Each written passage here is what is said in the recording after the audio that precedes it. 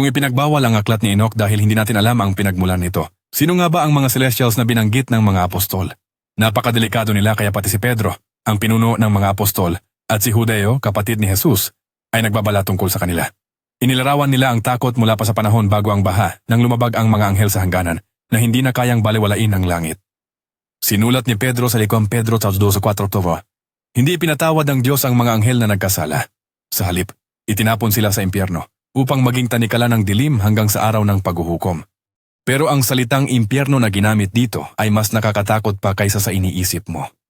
Sa orihinal na mga manuskrito sa Griego, ang salitang impyerno ay Tartarus.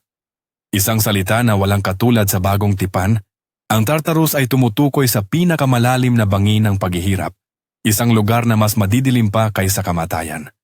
Makikita ito sa mitolohiyang Griego at sa aklat ni Enoch, kung saan itinapon at nakakulong ang mga bumagsak na anghel na tinatawag na The Watchers. Isang magulong salita na ayaw pang pag-usapan